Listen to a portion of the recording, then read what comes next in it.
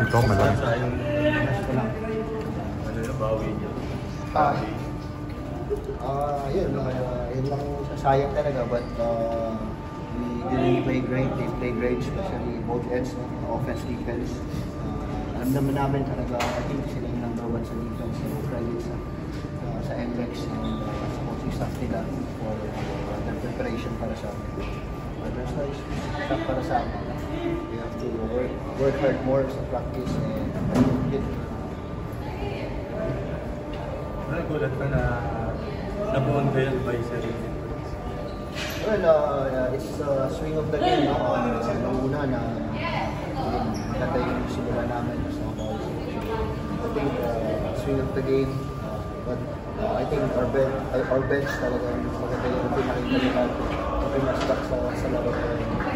Nagkaroon ng energy yung starters. They're making a great place sa crucial time.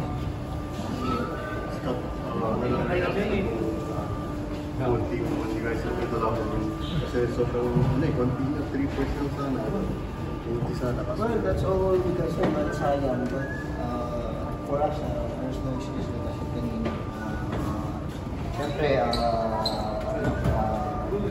we're down, no? Yung shoulders down kasi tayo kami, but mababa pa yung conference, we still have time to bawi and to gel again, and let's see.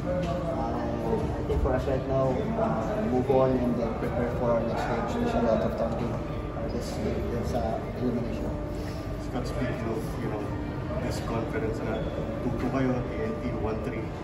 Do you think the finals na kakatapos lang din a few months back, is it still, do you guys still have that fatigue from that series? Kaya agad yung naging kalabasan so far? I think, there's no excuse sa amin, both teams, the teams na mga hindi nakapag-finals, for sure, they're really prepared well sa off-season, and yun, we're trying to make habol na lang sa conference kasi kami yung mga department, so just have to play sa linggo.